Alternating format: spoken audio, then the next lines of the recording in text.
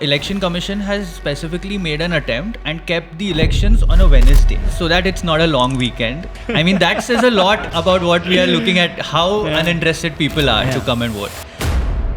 Welcome everyone to another episode of The Overcorrection. Today we are in studio with Tanisha Avarsekar and Ashwin Bapat. They are the co-hosts of the Politically Speaking podcast by Lokatantra. So we are all from the most hated demographic in this country. We're elites, we're out of touch. Why do you think people from this demographic in general have been so averse to politics? There is a language problem. People that unfortunately do still use English as their primary first language. Lokatantra as a platform does all communications in English. Why are you talking about these ideas in English? Tum Bharat mein ho. We are trying to cater to the small niche or the small gap, which is right now getting hate for having, let's say, 46.6% voter turnout. In most cases, the swing vote is the youth and high risers because they are people that are not affiliated, they don't have staunch, deep-rooted biases already. The thing is, realistically, you can go to the corporator and the corporator is going to listen to you and say, ho ho bhakto, and that's going to be that. You have to create some noise. Let's be real about how this country functions. In Pune, someone started a campaign to go and put garlands on every pothole and click a selfie and upload it. I'm voting for one party. That party is going to align with a completely different party after the election. Someone saying it's not confusing is lying. It is very confusing. It's confusing for both of us whose full-time job is politics to sometimes keep up with which candidate is in which side now. So what is the point of my vote? The point of your vote is that... Welcome everyone to another episode of The Overcorrection. Today we are in studio with Tanisha Avarsekar and Ashwin Bapat. They are the co-hosts of the Politically Speaking podcast by Lokatantra. Lokatantra is an online news and media platform created to generate civic and political awareness. It's been around for many years. I got my voter registration done through them. I highly recommend that you use their systems. They're very useful, very efficient. So thank you for that. Thank you for having us on. Thank you for being on the podcast. Thank you. So we are all from the most hated demographic in this country, right? We're like sobo people or like the equivalent place in Pune. We're from tier 1 cities, we're elites, we're out of touch. Why do you think people from this demographic in general have been so averse to politics and just generally lack of interest? You look at a low voter turnout, you look at a lack of desire to be involved in the government in any way. Yeah. Where does it come from? I think there's a bunch of reasons for it. I wouldn't say they're averse to politics as much as detached from it on some level. I think there's many reasons. The most obvious one being that when you come from a privileged background, you're not worried about water and electricity and all of the very basic things that good politics should provide you with. And in their defense, there is a language problem. When you're trying to engage with state politics, all of it happens in Marathi. When you're trying to deal with national politics, most of it happens in Hindi. And for people that unfortunately do still use English as their primary first language, it can be intimidating to try and grapple with or engage with politics when it's not in your first language. Also, it is not something that is taught in international schools. There is no civics curriculum, which is something we're trying very actively to change right now. Oh wow, that's so messed up. It's like if you do an international education in India, it's basically training you to get out of this place. Absolutely. There is no equivalent of civics in the international curriculum. I had to take a year off to self-study politics. I studied politics at college in London, but that was world politics. I went to international schools in Bombay that never taught me civics. I learned a little bit about it in Scottish until the 5th, but like barely. That's Scottish, the school in Bombay, not in Scotland. Yes, sorry. Bombay is Scottish, to clarify, where you also went. No, but I was in Cathedral, but I have been... You were an honorary Bombay Scottish. We're all this Anglo-Scottish Education Society. We all said the same hymns. We all said the Lord's Prayer in the morning for some reason. Yeah, so I had to take a year off to actually teach myself civics and politics before I started Lokatantra, which is something which I think people shouldn't have to do. It should be a part of their basic education. So in a way, there's an education problem, there's a language problem. I don't think it's necessarily a lack of choice. I think it's just circumstantial that they are unable to. And like, we're trying to fix it. Lokatantra as a platform does all communications in English. Do you get hate for that? We do. A little bit. Yeah, yes. because we get all these comments like, why are you talking about these ideas in English? Tum Bharat mein ho. You should be speaking in your Matra Bhasha. I mean, the thing is that there are enough platforms that are your entire news in India is mostly done in Hindi. There are enough platforms for people that want to engage with politics in Hindi or in Marathi. So we are trying to cater to the small niche or the small gap, which is right now getting hate for having, let's say, 46.6% voter turnout.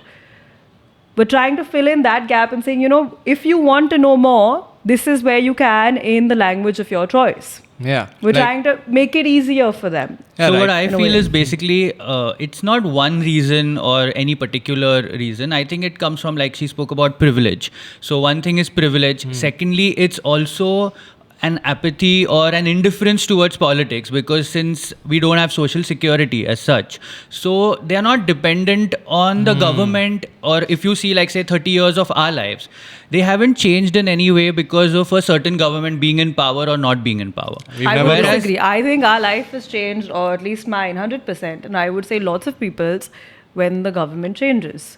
I think in our circles, we've never worried that, oh my God, inflation is really high right now. Like, shit, it's going to affect my quality of life. Day to day. Yeah. Like, for example, what rates farmers are getting for their crops or for, say, milk because they own livestock. They're directly dependent on the policies that are being, implemented by the government. Whereas we are that way quite away from a day-to-day difference that they should make in our lives. Like, I think 100%. she has. No, do you I think where would you say that politics affects Tier 1 elite Indians, if you had to? Apart from infrastructure, I think that's the only major thing. Absolutely. I mean, infrastructure is the biggest part of your life, right? You're dealing with traffic every day.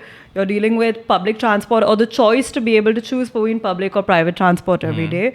It's everything. It's women's safety. It's how late your choice of restaurants or bars are allowed to be open at night. It's any number of things. I don't think our lives are removed. I think we just forget how much politics is involved in everyday life on some level. We take it for granted. It's about how our friends from minority communities feel while living in our cities.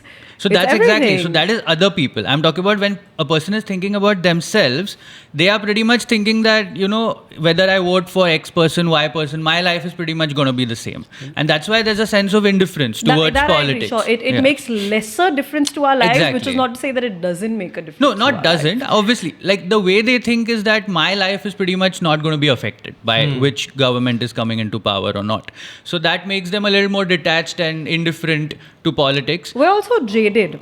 Like the entire narrative that we've been fed, not just tier 1 cities or the upper class, but Indians at large over the last few years, is politics is corrupt, nothing is going to change. Like politics is a dirty word, basically. It's absolutely. For the longest time, that it is just something which, like, that people that you don't cannot relate to sort of participate or are doing. It's very far away, it's like a distant world altogether in so many ways. Like basically, I feel in the middle class and upwards, you are kind of taught to think about you and your future and your life. That's where a large part of it comes from. So you don't really think of how I can make a difference. I mean, right from being interested in politics to actually entering politics, you don't think of those things. And I think that's why this indifference comes in. And also, there's a large part of it which has to do with peer pressure. Like in rural areas, if you don't go and vote, there'll be 10 people asking you as to why you didn't go and vote. Whereas here, you hardly even know your next door neighbor. I mean, it's in most of, tier 1 cities. Nowadays, I mean, it's growing even more and more. So there's no one to kind of give you that social or moral or peer pressure to go and vote. That I agree. And I think that's an interesting point, that in a way, the indifference till now has bred more indifference, because you don't have people you can like talk to about politics or engage with.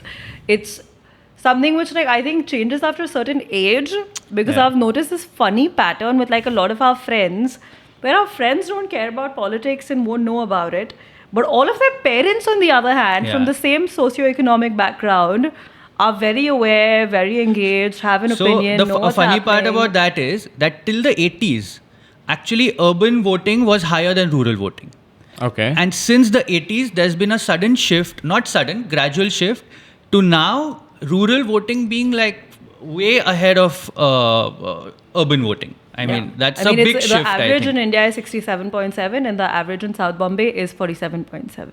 Okay. So South Bombay continues to disappoint election after election in that case. Yeah. And as I said, like, this is kind of a vicious cycle, you know, because, or like the people being uninterested or being indifferent to politics is now gone on to the political leaders thinking we don't need to cater to the high rise or the tier or the rich people Which because they are is not going to so come out and true. vote. And when you come to think about it, that is the swing vote. In most cases, the swing vote is the youth and high risers. Because they are people that are not affiliated, they don't have like very staunch, deep-rooted biases already. And yet, in most cases, you will see politicians absolutely not attempting to, even like on television, you won't see them speaking in English, you won't see them even attempting to cater to, or like he said, tap into that voter base. A, because they're unregistered, and B, if they're registered, they're not going to show up on the day anyways. Yeah, like when I talk to politicians and I say like, why don't you do XYZ thing for say the high-rise buildings, and they're like, why should I kind of waste my time and energy on that when I know that they're not going to turn out in any case. They're going to treat it as a paid holiday and not turn up to vote. That's like, I mean, basically they're unreliable in that sense. There's a big discussion around people who say want to move abroad for better opportunities. We were discussing earlier, and actually you said it's not so much the elite tier 1 people who are moving abroad, it's actually more the middle class. Yeah. So why is that? Because there's this idea that it's the elites who want to sort of get out of this country, relocate to London, New York. Sure. So the thing is, I mean, they also might be, but a large chunk of the middle class is looking to move abroad because they feel like their life gets a massive upgrade. Whereas the rich and elite already have a great life over here as well. And I mean, the World Bank says that somebody looking to relocate outside of India, a worker can expect 118% hike in their salary versus somebody moving to a tier 1 city or any other city within the country can only expect about 40% increase. If that is the fact, I mean, you're living in a country where 464 children die every single day because of air pollution. For somebody living in a tier 1 city, if we're talking South Bombay for that matter, the greatest problem in my life is a lack of green space. Of course, there are bigger problems, but like, if we're saying health is wealth, I know you're somebody that's very big when it comes to health. Why would I want to put my children through that? I mean, I think it's a decision that we often trivialize, but the decision to leave your aging parents in a country and have to move to another country to raise your kids is something which I think people, it's out of like majboori, for lack of a better word. Like it's not an easy decision to make. Who would want to leave their parents? And absolutely. It's something which, it's a choice that people are making to give their children a better quality of life. Let's not even get into basic healthcare or basic education opportunities in the country. Let's not even get into the politics of it all, and the fact that if we are talking about, aside from lack of green spaces and all of that, you're seeing how much of a problem, let's say, Mahalakshmi Racecourse became with Bombay. Mumbai. When you're saying South Bombay, you can't say South Mumbai. It's not a thing. So tell me, so now we have these state elections coming up. To people in South Mumbai, South Delhi and South Pune, it's not just the US presidential election this month. Is South Pune South Pune is not a thing. But I mean South metaphorically. The Souths of this country. Yes. Tell me, we were talking earlier about, the different parties who are contesting the election, and you'd mentioned this one thing that I wanted to ask you about more. I thought I'll save it for here. You said ideology is not anymore connected to party. So it would be very hard for you to like hold one ideology and then be able to stick to a party. What do you mean by this, and is it a good thing? No, I don't think it's a good thing at all, because I think fundamentally the way the constitution envisioned it was a multi-party system, but parties are fundamentally supposed to hold some truths, some foundational values that they stand for. It's okay to have different people with different opinions within the party, but the party should still have some tenet that they're sort of looking to advocate.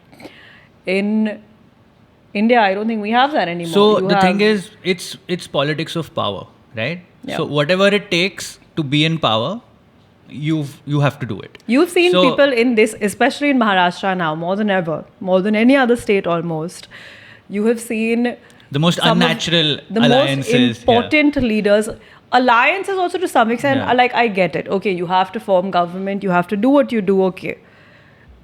Some of the tallest leaders in the state join forces or join parties that go against everything that Yeah, they have yep. said so far. The fact that in politics you can say one thing and do the exact opposite of it is very disconcerting to me. Yeah, Like it's something which I do not know, and I understand this not just as a but from the perspective of almost every voter. What in the world am I voting for exactly? Yeah, you really don't Who am know. I voting for?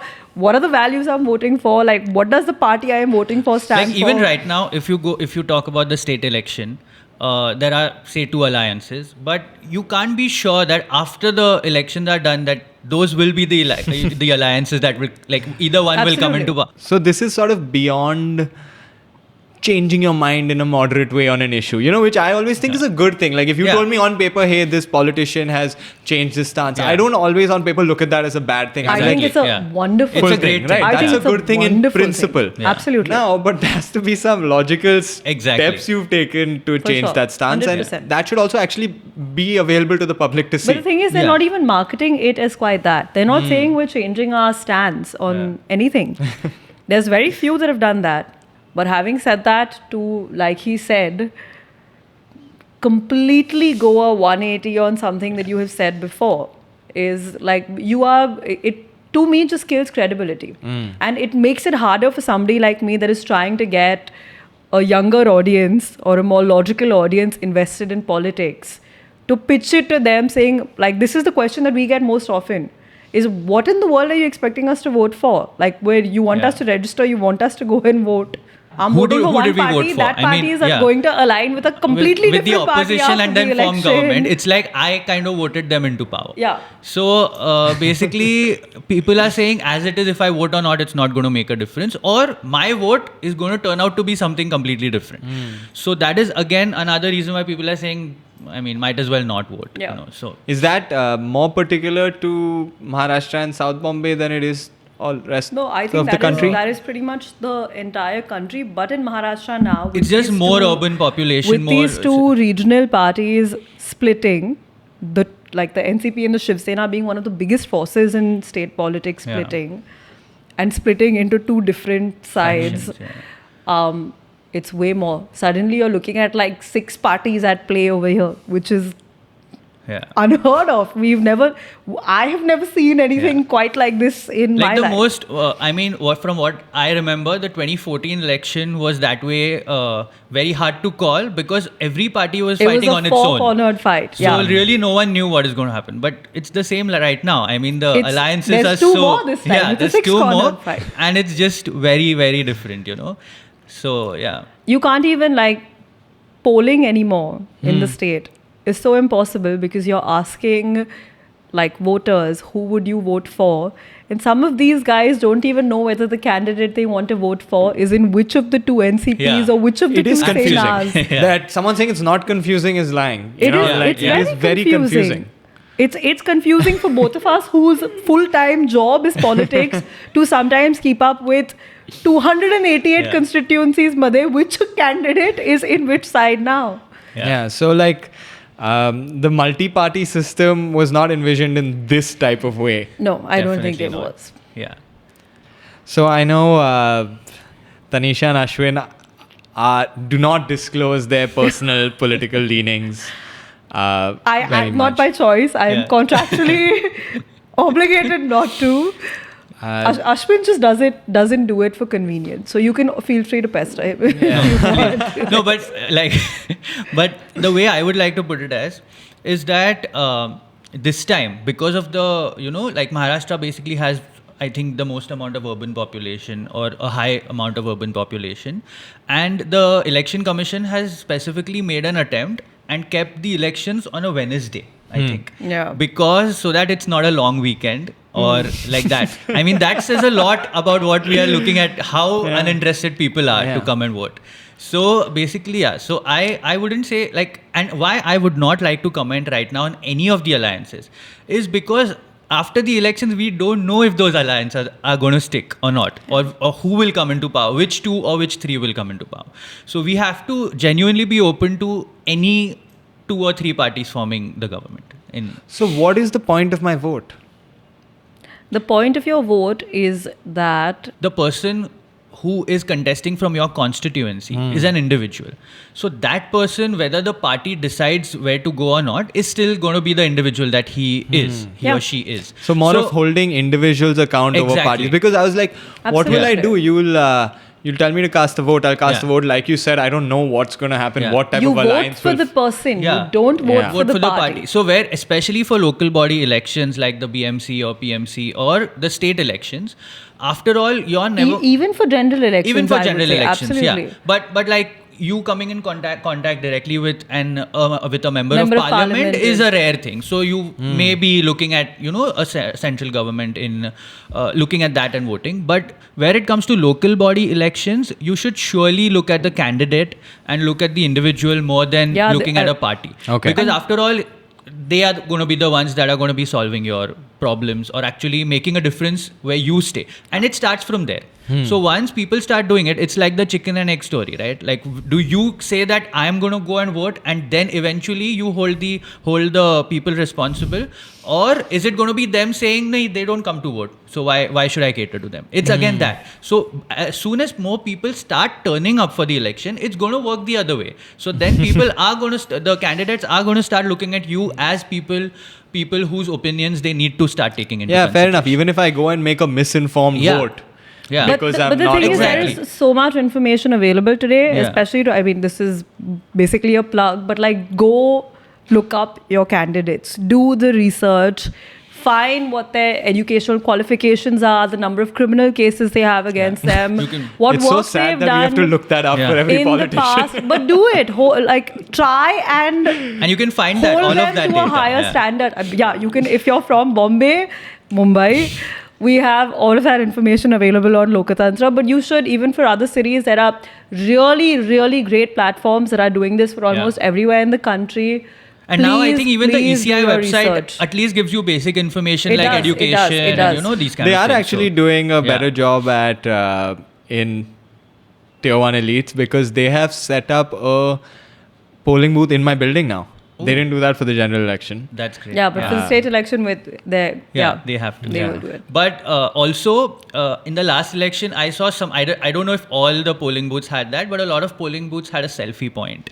I mean, if that is the incentive for people to come, so be it. I think but it's do great. whatever it takes Absolutely, and yeah. get people in, right? Fully. That is Even so if good. you want to Please make advertise that make you are voting voting. cool. Yeah. Like I saw there was an ECI a few years, I think in 2014. I may be wrong, but a few years back, the ECI actually started doing things to make voting cool, and they had made a parody on Pappu Khan Dance Sala. So like basically that whoever that Pappu is good at everything. He has everything, but the only thing he's lacking is that he doesn't go out and vote. And I judge people that don't vote. And apparently, what like the ECI claims, or from what I read, apparently there was a 10 to 14% rise because of that campaign. Which is a great thing to Absolutely. do. So. I think everybody in their individual capacity or their professional capacity should be doing everything they can to try and get as many people to vote. Like offices should keep themselves closed, push employees, hold employees that are not voting accountable on some level, find out why they're not, make it easier to register. People should ask their friends, make sure their friends and their family are going and doing this as well. Like I said, in rural areas, how there's a social pressure as well. Like, There you should be social pressure to go out there and vote. It Okay, should guys, be something. Tanisha is going to judge you. Tanisha is definitely judging you. Tanisha's been judging you for a while. You gotta. You just gotta. So Tanisha would rather you go vote even if it's for the candidate she doesn't want. Absolutely. Just vote. Yeah. Absolutely. I think everybody that votes is at least doing the most like basic thing they can for their country, regardless of who the hell you're voting for. I could care less. And I think when we were talking about like what would be the value of my vote, if I start voting, even if my vote has no value, if it starts showing in the numbers that hey, this is a demographic that could swing a vote, cater to, right? then they will sit and target education at me that would have me better form an accurate opinion. You can do one of two things. Either you can wait for them to come to you, or you can say that no, I am voting every time and I'm making others vote around me, so you better come to me, right? So I think the latter is a better way to go about it. So we were talking about state elections or local bodies versus say the general election. You know, like I've often seen criticism levied at say the national ruling party about the roads in Bombay. You know, like what are you doing? I was like, there's no, they don't even, they aren't even in charge of this part of it. They're not. I mean, highways falls in the central list, but everything else is actually, it's a BMC problem. It's not a... So how do I live somewhere in South Bombay in an undisclosed location. I notice there's a road that's been dug up outside my house for months. It's clearly been abandoned. They started some project, then the monsoon hit. They said we'll wait. They covered it up with a patra. Then now they have just left it. What do I do? So basically, that's where you need to know of about who your you have to local go to, right? By the way, at this point, you don't have a corporator because the BMC elections have been pushed by that much. So something else to remember. But what do I do now? Like today, I want to go make a complaint. Actually, in some way, you have been almost all of Bombay per se, the fact that a BMC election has not happened even has taken away. Same in since Pune as well. 2022, I think. We actually had someone email us about this issue. He was complaining that, hey, listen, you all need to talk about this. There's a big power grab going on right now. They don't want to release it. I mean, I won't get into that, but it's every single citizen's right to be wondering or to be creating more noise about the fact that there has been no election. And they've pushed it indefinitely, basically, at this point. Now they're saying Jan or March sorts of or excuses. whatever. Like what? The excuses have been that they're redrawing constituency lines, ward lines, basically. So the thing is, I'll tell you, when we have two governments in the last 5 years, right? We had the first MVA government and now the other government. So the first government had basically drawn the constituencies and were going to call the elections. When the government changed, what happened is they didn't agree with those constituencies, right? So the constituencies get changed all the time in the local body elections. So everyone wants one constituency to have a large chunk of their vote, right? So they are marked in that way. It's called gerrymandering, the correct term, and it is not something that we should be happy about as voters. But it's completely normal and done all the time. So in another hypothetical situation where we had the elections and there was someone for me to go to, I'd go into the office. To the local corporator. I'd go to the local corporator's office and I should just talk to him, or should I file a complaint? Complain on Twitter. Tag you should write a letter. I can't be complaining on Twitter. What are the formal sources of complaining? No, but I'll tell you what. The thing is, realistically, you can go to the corporator and the corporator is going to listen to you and say, ho bhakto, and that's going to be that. You have to create some noise. This is, let's be real about how this country functions. No, and whatever you do, you put it in writing. So you submit a letter. You submit a letter to the BMC. And now there are some portals which let you complain. You can sit and follow up with them again and again, or go to their boss and then their boss and then their boss. It's not going to happen. No, if I'm not mistaken, there are some portals as well, right, where you can put in complaints for roads and potholes and all. But in Pune, we had done just to give you an example, what kind of a difference these kind of activities can make. In Pune, someone had started a campaign to go and put garlands on every pothole and click a selfie and upload it. Right? I mean, they did that in Bombay as well. They did a puja of the pothole and all. It was like a full thing. And then there was one more thing. There was a campaign where people would go in the pothole and use it as a stepper. So it's like fitness, basically it gets attention. That's all. And like This is people what have it's come tried. to, guys. Yeah, I mean, people have tried all sorts of things. But basically, you need to create some kind of noise. And I can tell you for sure, in Pune, we saw a great amount of change in the last 10 years. Like there were absolutely no potholes for a large part of the last 10 years. And then Porsches have been speeding since then. You know, the thing is, you gotta. I mean, there's not much I can add to that, but the thing is, they did. But I was just coming to the this point. is a Pune problem. If you want to shed more light on it, me and Parag. No, this is not a to, Pune. I mean, the car speeding is not a Pune problem. But having said that, the last 2 I or would 3 say, years. to be fair, in Bombay, they have been really cracked down on drunk driving for a while now. Yeah. You got to give Mumbai for traffic drunk police driving, that credit. But they don't crack down on speeding. Not speeding, but this was mostly a drunk driving case, to be fair. But and speeding. But they have enough nakabandis around Bombay at night where Yeah. you can't just be doing your thing and not get pulled up. People from Delhi come to Bombay and they can't believe it. That. Yeah, No, absolutely. even in Pune, like I had a friend of mine had his license confiscated and had to go, and the police weren't even ready to just. But there's let it lesser go on the spot. nakabandis in He Pune had to- that I have realized. He There had to is- go to the court and go to that traffic code and then get it sorted. And Pune, then you have to get crash it, the car, then they'll catch you. that day actually. Even then, so do you know that where the accident happened? This is my favorite on fact about Pune on right a now. road parallel to that road, there's a new showroom Porsche. of the said car company.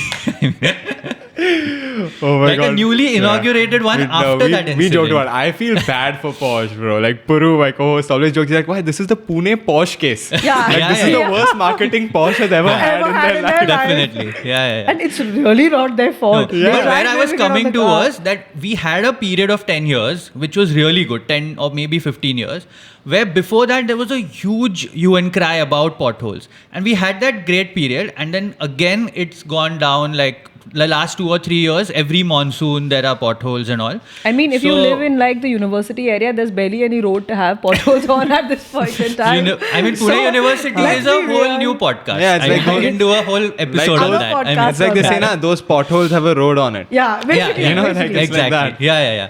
So basically it's like off-roading. I mean, it's like. But So I actually was fortunate enough to get a preview to your podcast. Yes. Very fun, very interesting. So there's this phrase that's thrown around in Western politics. So I was like, I want to have a politician I can sit down and have a beer with. Yeah. And I saw that in your case, you did a lot of personal questions to the politicians, who they are as human beings. Would you want to sit and have misal pav with them? Yeah. Well done over there. So We would love to have beers with them if they would have liked to have beers with India's us, believe us. less of an alcoholic culture as the US, but on just to present two sides of that thing is one is yes, it would be great to have someone personable as your president or your leader in India, as your prime minister, as your chief minister, as anyone. Mm-hmm. Can it be distracting from policy? Should people only care about the policies? Who cares if this guy can charm his way into your good books if he has crap policies? Now, this is one point of view. The other side is that I'm sure people's personalities play a huge role in 100%. politics. I would say, personally, as somebody that chooses to vote for the individual versus the party, a huge part of my choice of vote is, do I trust this person to make the right decisions on my behalf?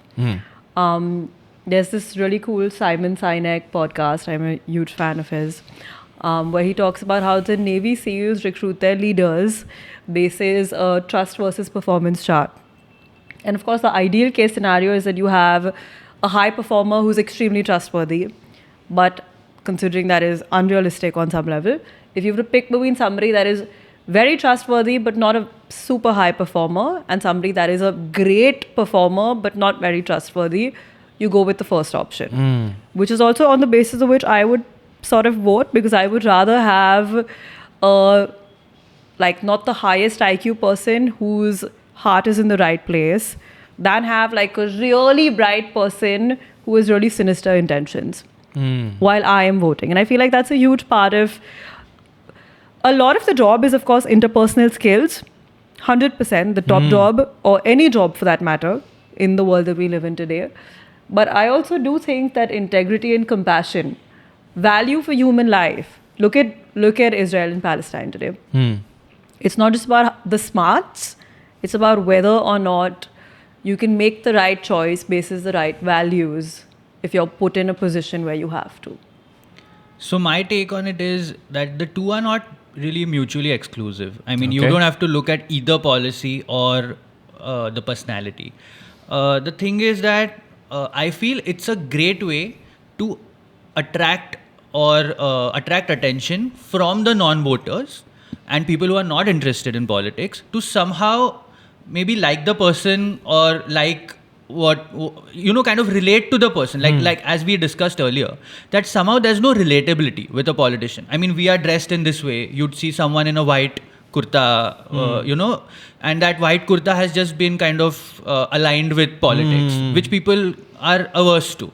So the thing is, I feel that becomes like something that they realize that, oh, this person is actually someone I can relate to.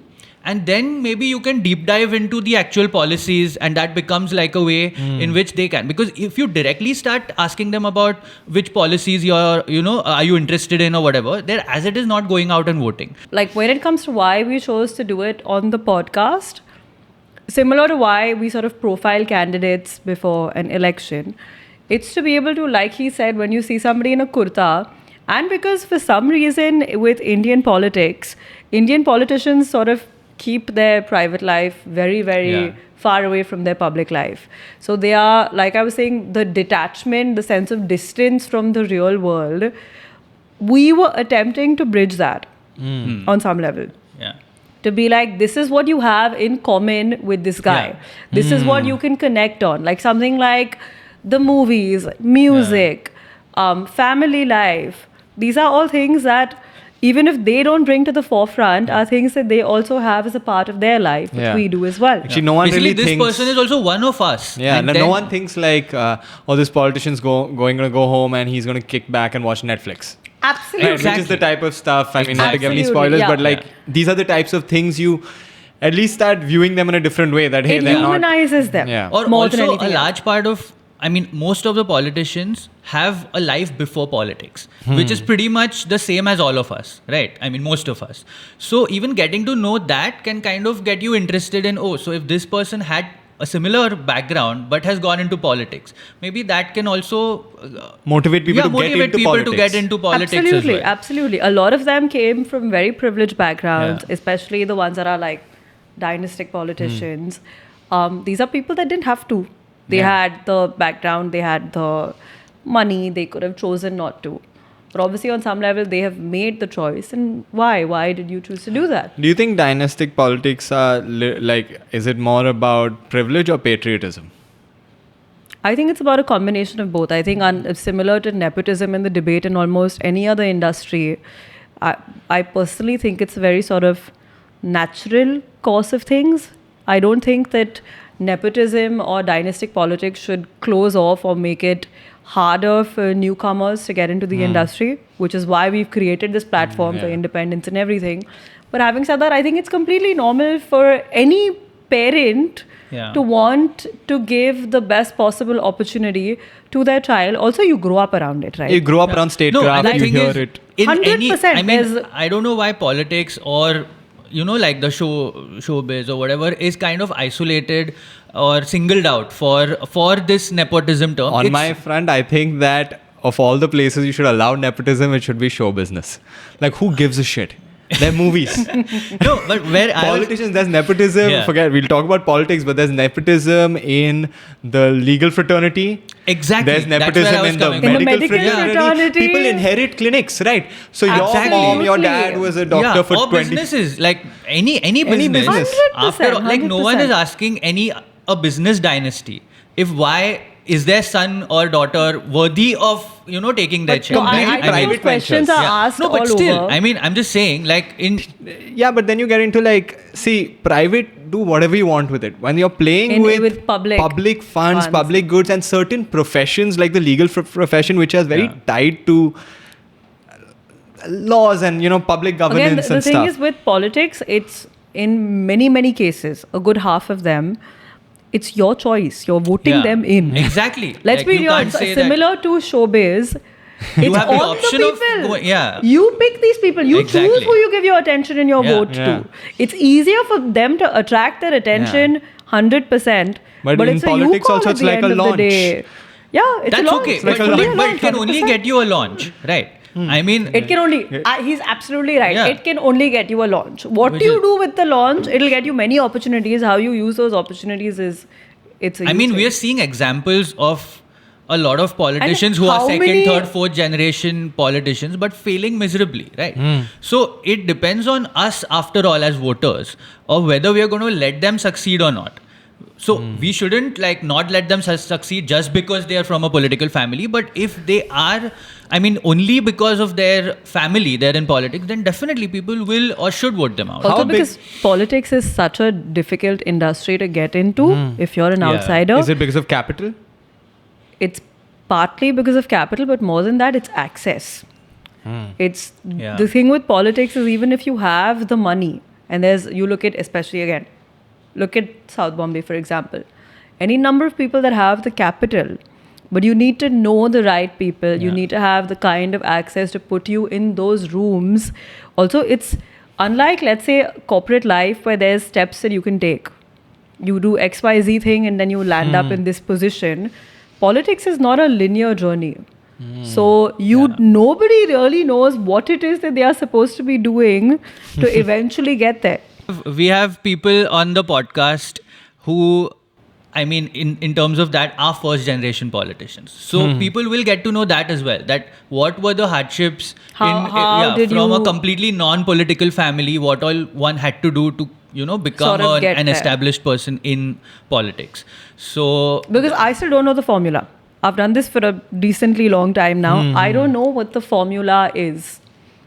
I don't know whether you do. If you do, I would love to know. But it's, a lot of people would love to know. The whole part is that there's no fixed formula. That's why it becomes tough. Like if tomorrow you need say you want to get into XYZ profession or say into a particular company or whatever, the basic steps that you need to take. Like you need a degree, you need a master's degree, you need this, whatever. And then chances are that you'll probably achieve what you want. You start over here, you go XYZ up in the ladder and then you end up over there. Yeah, but there is no fixed formula in politics, which is why it's so uncertain and so tough. And also my dad keeps saying this, but it's one of those only professions where you get your report card once every 5 years. Yeah. So for 5 years, there's nothing you can do to basically rehabilitate yourself. And the thing is, I'll tell you, another hard part is that, say, we were talking about a corporator or an MLA. You see, you get to meet hardly 1% of the people that are going to give you that report card. So, say 99 or 90% of the people are just observing you from far. So, you don't really know what's going on in people's minds. Right? That is something which is fixable. But I'm just saying, look at it. If people aren't doing the actual vote, you would need regular surveying. You would need regular town halls. This concept is like in South Bombay, it's dead. No one goes for some sort of town hall to discuss the problem. No. But that's because when you actually think about it, it's not a political problem. South Bombay lacks a sense of community in that sense, which you would still find in the smaller towns or smaller cities, villages. There's no sense of community where people band together to get something done. The coastal road maybe, I think, was the first time that I saw Bombay or a percentage of Bombay come together, agree on something and say, we need to do something about this. It's rare. It's very rare. Okay. So on the coastal road front, I want both your perspectives on this. You'd mentioned one big way in which tier 1 city people, elite earners are affected by politics is through infrastructure. Yeah. Do you think that it is important for us to move to a public transport system before we focus so much on private transport? 100%. Without question. Do you feel there has been I think we should always, a misallocation of resources? Yeah. Most definitely. For sure. Most definitely. Like you've looked into this and... Yeah. I mean, we don't talk about it much on the platform, but there's lots of other platforms that do. And I think the numbers are there. The numbers that you're catering to with a coastal road versus the numbers that you can cater to if those same funds were spent trying to sort of streamline public transport. Like Absolutely. I see people like in Pune now. The metro is new and it's kind of just about started. So I see a lot of people who would like otherwise never use public transport suddenly take public transport. Yeah. It's They're also using the metro. environment to that end. And Yeah. I mean, again, believe me, I enjoy the coastal road and use it as much as the next person.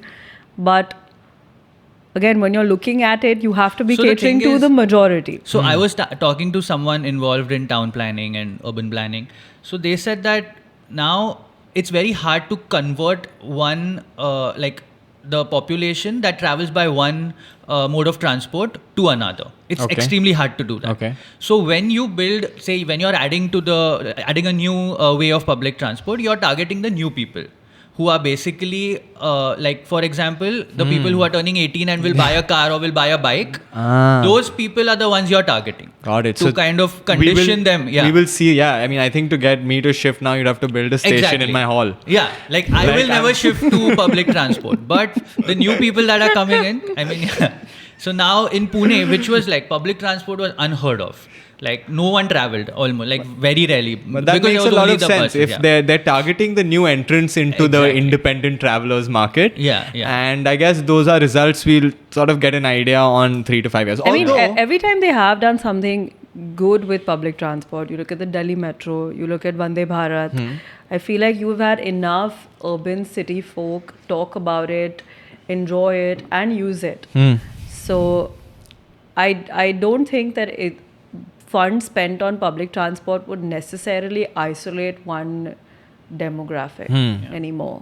Yeah, I mean, that's the big thing, right? Like the leader of Singapore had said this once, right? A city becomes developed not when the poor can take private transport, but when the rich take public transport. Right. Right, you Absolutely. go on a subway in London. Absolutely. Yeah. Sitting MP will be Yeah, like sit- just... Or one of the The- biggest the celebrities Prime will be next to Minister. you. Yeah. yeah. Of the United Kingdom Yeah. also uses the tube. I think that is Yeah, a that's press a It's a op. little because Yeah, press he- op. come he's But the- still, the point is he can. He It's can. like- You know the what I point is mean? here, even for a press op, our Prime Yeah. Minister cannot get on a train. Yeah. He shouldn't. I feel like it's a Although safety this- concern although- more than although anything for- else. no, but before the last election, a lot of people did that. A lot of the people, I mean, big ministers and all went, took the public transport kind of as a. I mean, press yeah. op, But yeah, that's a Yeah. press op. In UK, you'll see Yeah. people just taking it to work. Yeah. High, like celebrities will Celebrities do take it, this yeah, too. very Every often, single yeah. person in Bombay that has never ever used public transport over here has 150% used public transport when they were in London. And they love it. Yeah, yeah. And they loved it. And love did it. not crib about it.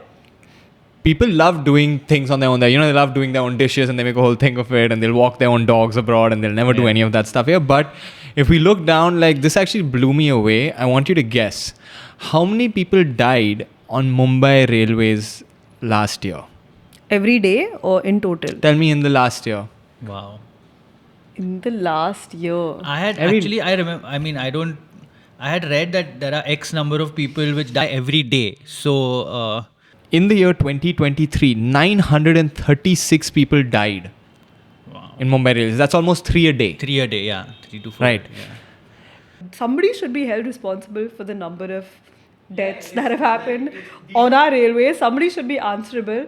And like these are numbers to us, but this is like somebody's family. Yeah. No, it's every day, Yeah, 3 or 4 right people here. die. Three people die every day, and it's not in the news because it's such a regular occurrence. It's like the occurrence. cost of doing Yeah. business. Yeah. Now, people will say that, oh, look at the number of car deaths. First, we'll shock you. The car deaths are not as many as you would think. Yeah. Sure, And yeah. also, cars are always going to have more accidents and deaths Yeah. because you've allowed freedom of movement for a particular person to do what the hell they want, right? 100%. Yeah. This is something that can be controlled and fixed. The whole point of this is it can be controlled. It's such a fixed system. You have Yeah. people just hanging out of buggies. Yeah. Yeah. Yeah. Yeah. Because they are unwilling to wait 15 minutes. There's a level of personal choice also in the matter. I know I don't want to be insensitive to how important it is for people to be at their jobs, but if you're actually at risk of losing your life, Yeah. What's the point what's the point of being on time?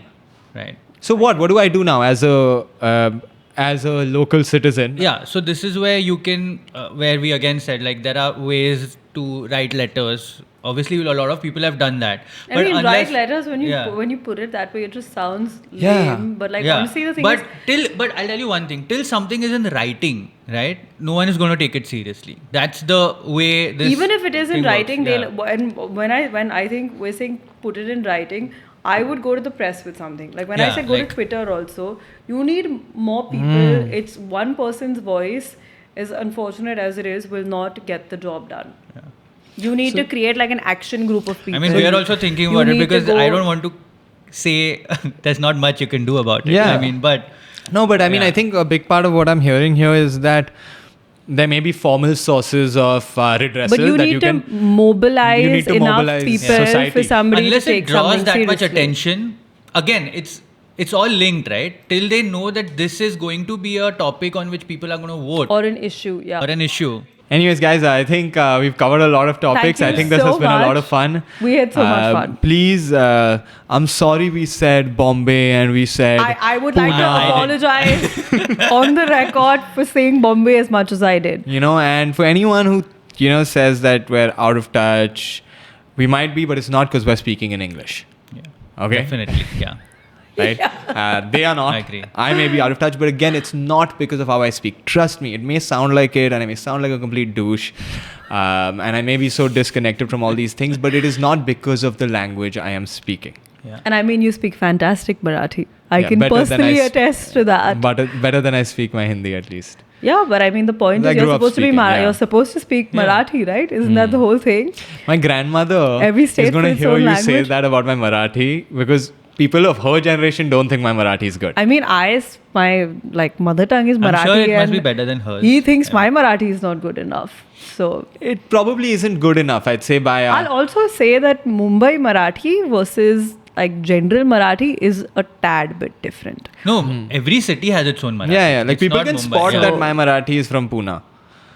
Like there's a very Then it must be good typical. Marathi. Yeah, that's why I have that twang. I don't know all the words, but I Yeah, can yeah, give you yeah. that bit of that You have the- Pune yeah. That slang. little, yeah, fair enough. Anyways, The so, donation. Yeah. thank you guys for being here. Thank you for having us. Just one more time, where can people find you? So there's lokatantra.in. That's a website. Lokatantra.in, Yeah. it's a website. Please also check us out on Instagram. We run a really nice sort of politics for dummies thing over there. And by the time y'all see this, the first the episode podcast will be out. released. Yeah. So we will be putting a link to that episode yes, Great. please in here. find us on YouTube, watch Spotify, the and podcast. Apple, and we Yeah. hope you enjoy it. All right. Thank you everyone for watching. Hope you enjoyed. Leave any questions y'all have. I'll have them look at them and even give some answers. 100%. And please like this video, subscribe to the channel. Thank you for watching. Cheers. Cut.